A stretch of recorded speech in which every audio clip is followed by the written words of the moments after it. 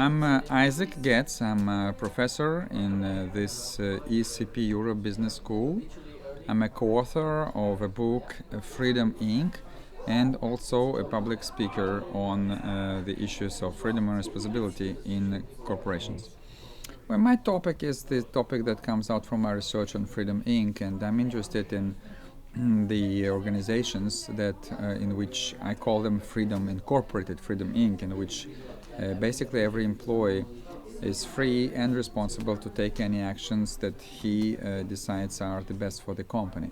And I studied this company in the 5-year research effort together with Brian Carney, my co-author, and the whole talk and book and the talk I will give about is how do you build such companies. Any company's, any organization's success critically depends on how engaged are its employees. Now, what do you think? What is the percentage of employees that are engaged in companies? What is the percentage of employees that wake up every morning and spend their day smiling because they can implement their ideas and their initiatives in their companies? Well, that number is 27%. They are like the roosters. You put the rooster in the yard, he doesn't wait for instructions, he just goes enthusiastically and energetically for work. Now, there is another category. These people come to work to basically accomplish 2 actions per day, clock on and clock off, and they exchange hours for the paycheck. Now, sadly, these people are 59%. They are a little bit like a tired dog. He'll do what he's told to, but don't expect him to do anything more.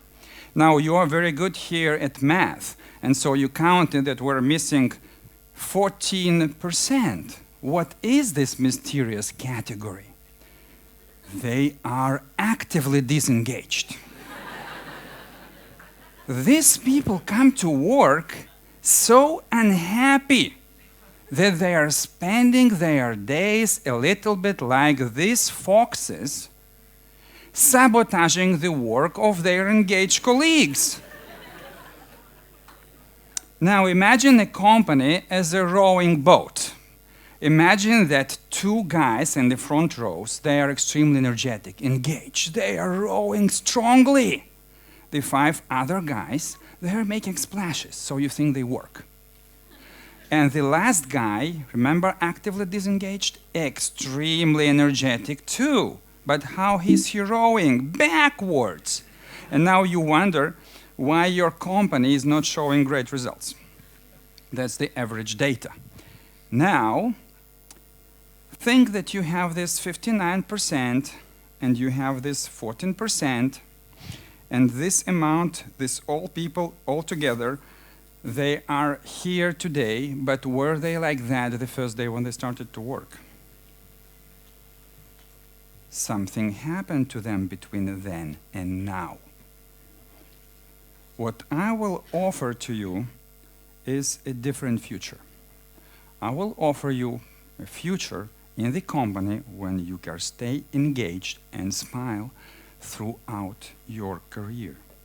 I will show you how you can liberate your company in 3 steps. To start, let me take an example. Somewhere right now, an employee is entering his boss' office with this sentence: "Boss, I have a problem."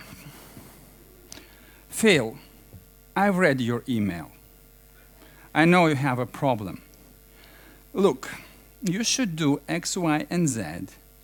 And by the way, do it by the end of the day, because I'll pass by your office to see if it's done." Well, what did I do? By providing the solution to my employee, first of all, I took monkey off his shoulder. Now I own the problem. I own the monkey. By the way, very soon, I will have the monkeys all over the place. I will have monkeys here and there, all over the place. But I did something else. I, in fact, created a disengaged employee. Because by providing my solution, I didn't trust his brain. I didn't trust his capacity to think and find his own solution. Now, there is a different way. I could, in fact, ask him, say him, you are the most competent person in that area. If you take a little bit of time, I'm sure you'll find the solution. And by that simple act, I would show that I trust his brain, that basically I consider his brain as intrinsically equal to mine. And that is the first step of liberating your company. It's building an environment for intrinsic equality. By the way, a company like Harley-Davidson used this principle to move from the situation where they were losing dramatically in market share to Japanese competitors, and they were 3 months before going bankrupt, to become a leader again in heavy bikes, and created such a demand that there was 1 year of a waiting list for their bikes. So what did they do? Basically, they decided to turn their employees who were complacent and simply waiting for orders to those who will be trusted to take initiatives, to change things in the company, and basically results started to show up and soon skyrocketed. So that was the first principle of the amazing corporate liberation. Build an environment for intrinsic equality. Once you did it, you can start to move to the next step. Step number 2 that I will illustrate with 2 insurance companies. The first insurance company, it's simply a bureaucratic nightmare. Just to process a claim, they had this process in place. The first person would open the envelope. The second person would unfold the claim. The third person would stamp the claim. It would go on and on and on for 55 steps until they would send the check to the customer. Now, to contrast, let me, by the way, the people you imagine were stuck in their jobs, no hope, no room to growth, 40% turnover in that company. Now, let me contrast it with another company. That company launched, it's also an insurance company, they launched a most ambitious corporate educational program in the United States. At any given point, 1/3 of their employees were enrolled in either training or educational program, including college education delivered by local colleges, so that 75 classrooms every evening were full with people learning. And that company, in fact, started to do things right. They grew and they reached for example, the ranks of the top customer service providers by Business Week. But you can wonder, with all these expenses in education, do they have financial results? Yes, in fact, they did. They became the 4th largest insurer in the United States. And during the financial crisis, they never lost the AAA. So what are these 2 companies? In fact, it's the same company. It's the company before and after they started to provide room for growth for their employees. And once they did it, they grew the headcount by 7 times, and wait for it, they grew the asset base by 400 times. So that was the second step of the amazing corporate liberation. Build an environment for personal growth. Once you did it, you can move to the third step. The third step I will illustrate with 2 traditional foundries. They manufacture auto parts, the parts for cars. The first foundry invested a lot of money in the very sophisticated machinery that they didn't master really. And in fact, the problems with machinery didn't look as being the problem of the operators. Indeed, it wasn't. Every time when there was an issue with this machinery, an engineer would come and would tell to the guys what to do, and they had simply to put it in place.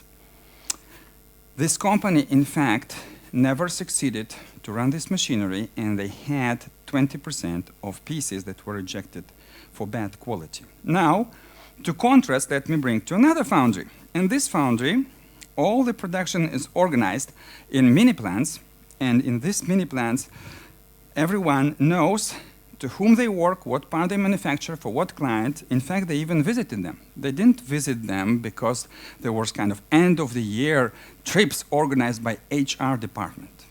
They don't have HR department. They simply, when a client has an issue with their part, he calls directly to the team, and the team just takes the car and drives to the customer. They don't ask a manager, because there are no managers in this company. By the way, sometimes they drive Audi A8 limousine. For years, they were driving Audi A8 for long rides, for example, 7 hours to Volkswagen. Call them limousine liberated operators. Now, can these unmanaged cows deliver results? Yes, it can. For 30 years, this company never had a piece rejected for bad quality. For 30 years, they never delivered late. They have 70% of the European market share for their product. And they export to China. They export to China, they export to China from Europe. Okay, now, what are these two different companies? Oh, you're so smart, you think it's the same company. But these are two different companies. The first company is the one where employees were told what to do. And even if they had ideas, they never shared them with the engineers. The other company is called Favi, is a French company, and their employees self-direct in the teams. They decide what's the best action to take for the company. By the way, they were so successful that ended up buying their last European competitor. And you're so smart, you know who this competitor is. It's the first company that I mentioned. So now they're the same company. Okay, so that was the last principle of amazing corporate liberation.